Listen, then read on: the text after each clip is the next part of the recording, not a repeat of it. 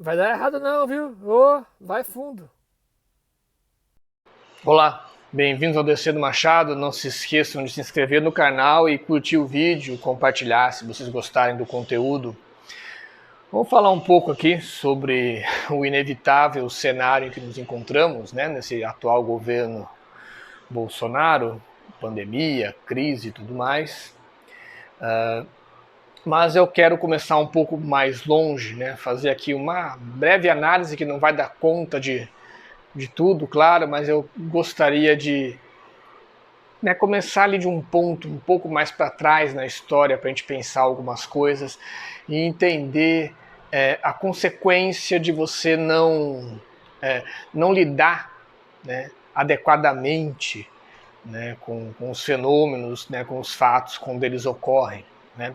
Então eu gostaria de voltar ali, né, ao período da ditadura militar, né, ao período do golpe militar, para a gente pensar um pouco aqui o nosso cenário de hoje, né, até para podermos compreender essa questão de estamos numa ditadura, o que está acontecendo, né, e o perigo disso no país. Muito bem. Não vou contextualizar todo o golpe aqui, mas, né, a gente pode deixar isso para um outro momento, mas feito ali no início da ditadura militar, né, naquele contexto, né, em que vai gerar o golpe, você tinha fortemente um discurso de combate ao inimigo interno. Né? O que era o inimigo interno naquele momento? Eram os comunistas. Né? Eram identificados como os inimigos. E isso era um grande problema, porque naquele momento certas ideologias estavam relacionadas ao comunismo, mas elas faziam parte das ideologias, das ideias de outros grupos também, inclusive da própria igreja, né, na sua atuação, por exemplo, junto às comunidades rurais, às comunidades camponesas, né, ajudando a organizar essas comunidades na busca por direitos, né. A mesma coisa nas periferias das cidades, né? Isso também acontecia, movimentos de bairros, tal, SEBs e tudo mais. Né? Então se misturou muito ali um pouco desse discurso de combate ao comunismo num contexto de Guerra Fria, né? Com tudo que estava acontecendo no país em termos de movimentos sociais e dos apoios que eles recebiam.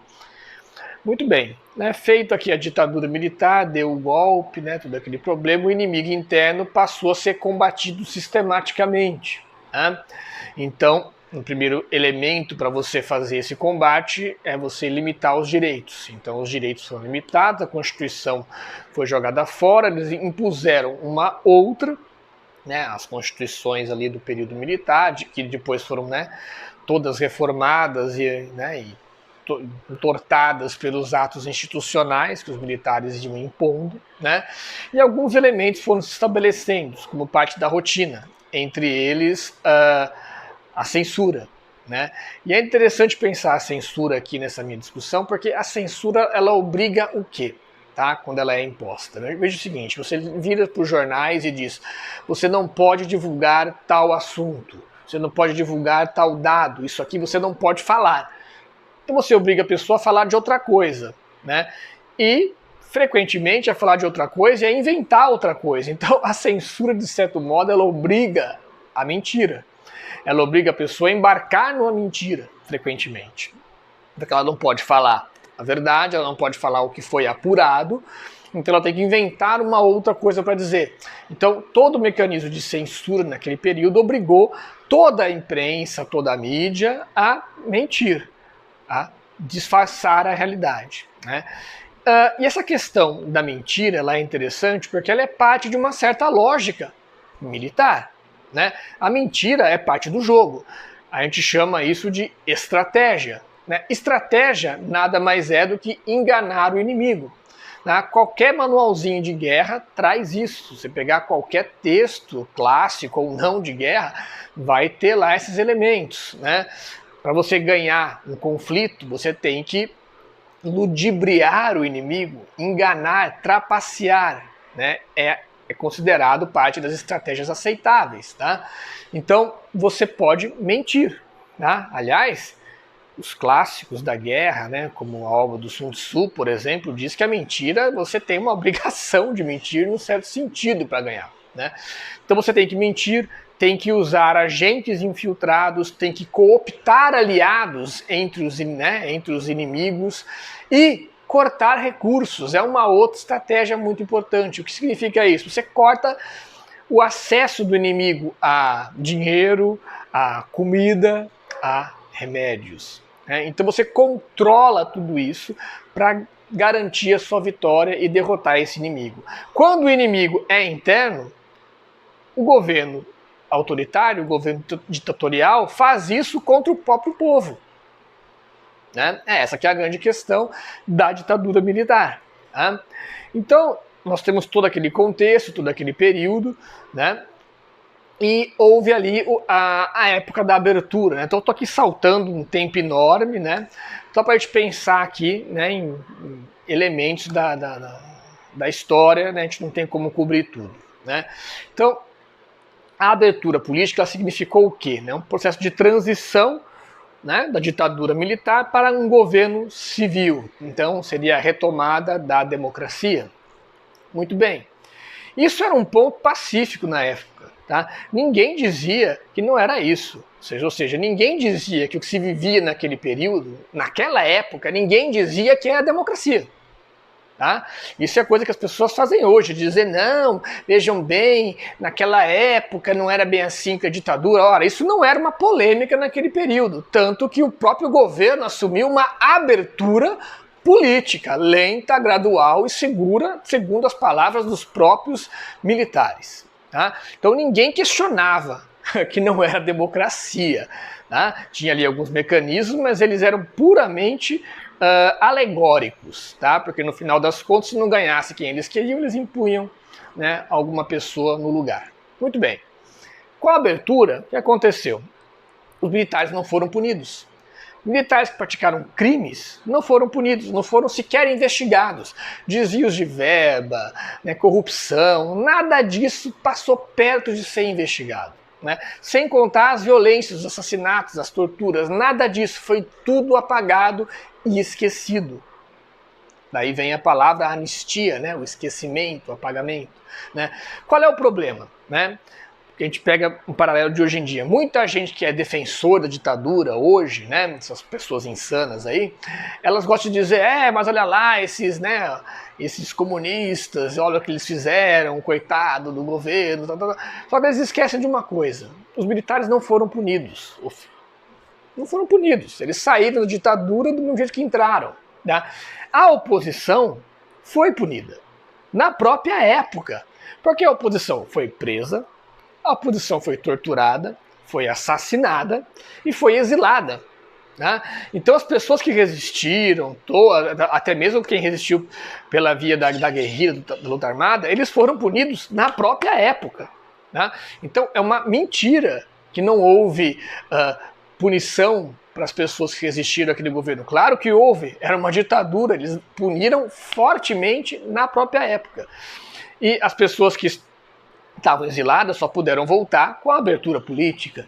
E os mortos, bom, tem gente desaparecida até hoje, que não se sabe onde foi parar o corpo. Então, você teve essa transição que não mexeu na estrutura do próprio exército que tinha dado o golpe. O exército entrou na ditadura e saiu dela como se nada tivesse acontecido, em termos da sua estrutura, em termos daquilo que é o exército. Muito bem. A geração que deu o golpe foi para a reserva, saíram do meio militar, mas eles deixaram gerações preparadas, gerações que foram treinadas naquele período. Certo? 64 até meados da década de 80, você treinou muita gente dentro dos quartéis para a vida militar de acordo com os preceitos da ditadura. E é aí que entra a geração do Bolsonaro. E é aí que a gente consegue enxergar por que dentro do exército tem tantos Bolsonaros. Essa gente foi treinada no período, eles não deram o golpe, essa geração não participou do golpe militar, mas eles foram treinados pelo exército no contexto da ditadura. E é uma geração inteira, e que aprendeu ao longo do tempo uma única versão da história, contada pelos militares. dentro dos quartéis. E essa versão da história eles continuaram contando dentro dos quartéis, mesmo depois da abertura política. Então o exército continuou formando os seus quadros basicamente do mesmo modo, a partir de uma geração que foi formada na ditadura e que veio adiante. Mudou, tem muita variedade interna, é claro que você tem variantes, você tem pessoas com espírito mais democrático ou pessoas mais autoritárias, como a gente já tem visto aqui nesses últimos tempos, né? Então tem muita variação interna, felizmente, né? Que tem ali os seus fragmentos. Porém, né, você tem um quadro geral, que é um quadro histórico de desenvolvimento daquilo que virou a instituição. Tá? Uma instituição que é muito fechada em si mesma, né? Que tem poucos caminhos de diálogo e abertura com a sociedade.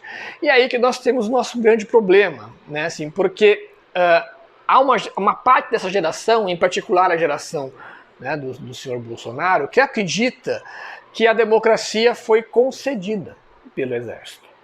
Em parte, eles têm ali elementos para dizer isso. Porque os militares, os ditadores, aceitaram passar o governo civil para a sociedade, né? Para a sociedade civil.